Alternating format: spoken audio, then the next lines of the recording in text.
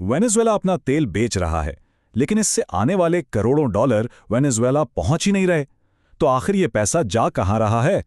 यही सवाल हमें तेल, आलमी ताकत और एक बहुत ही पुरस्कार कतरी अकाउंट की दुनिया में ले जाता है। चलें इस गुत्थी को मिलकर सुलझाते हैं।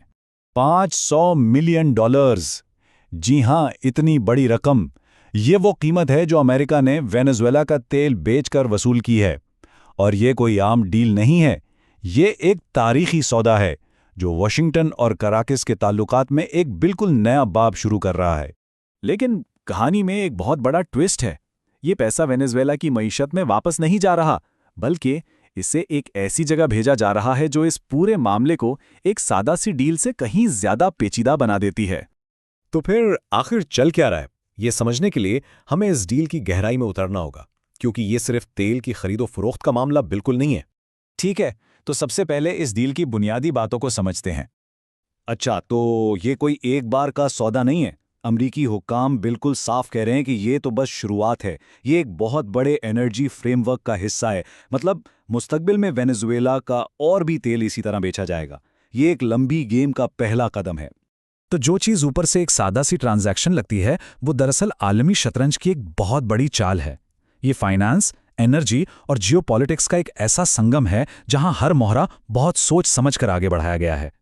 इस पूरी हिकमत अमली का सबसे दिलचस्प पहलू यह है कि पैसा जा कहां रहा है। तो चलें इस मनी ट्रेल को फॉलो करते हैं, तेल से लेकर सीधा कतर की एक तिजोरी तक। यहां पैसे का पूरा सफर 3 आसान स्टेप्स में समझाया गया है। Step 1, cell. अमेरिका वेनेजुएला का तेल बेचता है। Step 2, deposit. पैसा अमेरिकी कंट्रोल वाले अकाउंट्स में जमा होता है, वेनेजुएला के नहीं। और तीसरा और सबसे अहम स्टेप, लोकेशन। ये सारा पैसा कतर में रखा जा रहा है। लेकिन सवाल ये है कि कतर ही क्यों? दुनिया में स्विट्जरलैंड, सिंगापुर, लंदन जैसे बड़े फाइनेंशियल हब्स मौजूद हैं, तो फिर कतर को ही क्यों चुना गया? इसका जवाब अमेरिका की हर चीज को कंट्रोल करने की ख्वाहिश में छुपा है। देखें, कतर का इंतखाब अमेरिका को 3 बड़े फायदे देता है। पहला, फंड्स पर सीधा सीधा अमेरिकी कंट्रोल। दूसरा, ये पैसा वेनेजुएला पर कर्ज का दावा करने वालों की पहुंच से दूर रहता है, मतलब कोई इसे जब्त नहीं कर सकता। और तीसरा, जो कि सबसे अहम है, ये यकीनी बनाना कि एक एक डॉलर सिर्फ अमेरिकी मंजूरी से ही खर्च होगा।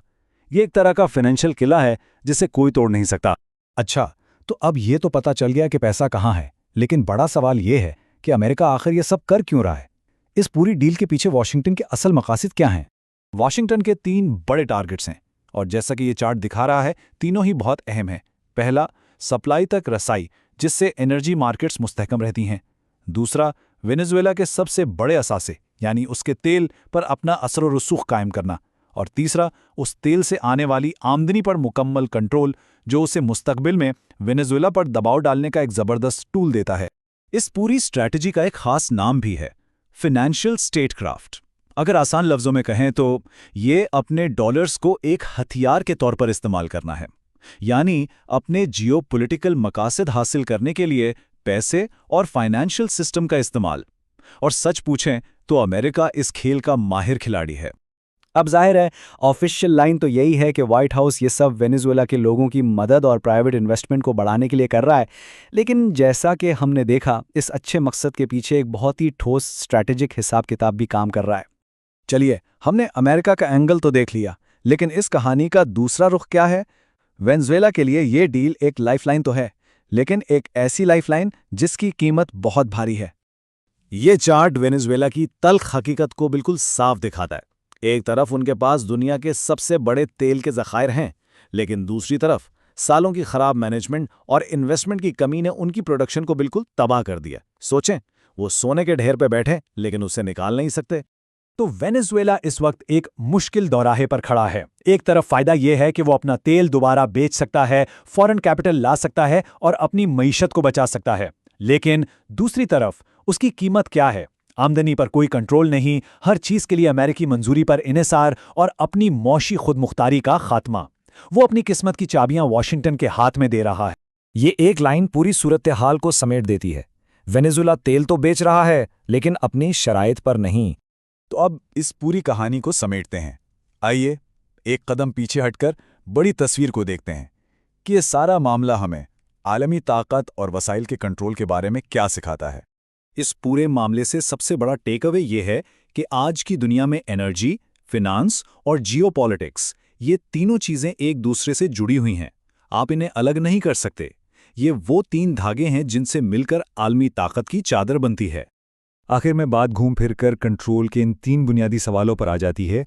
एनर्जी के मामले में वसाइल का मालिक कौन है, फाइनेंस में पैसे को कौन कंट्रोल कर रहा है, और जियोपॉलिटिक्स में आखिरी फैसले कौन कर रहा है। इस केस में अफसोस की बात यह है कि इन तीनों सवालों का जवाब वेनेजुएला तो बिल्कुल नहीं है। तो आखिर में असल सवाल ये नहीं रह जाता कि वेनेजुएला अपना तेल बेच सकता है या नहीं, बल्कि असल सवाल ये बन जाता है कि जब आपकी अपनी जमीन के नीचे छुपी दौलत पर आपका अपना कंट्रोल ही ना हो, तो क्या वो दौलत वाकई आपकी है?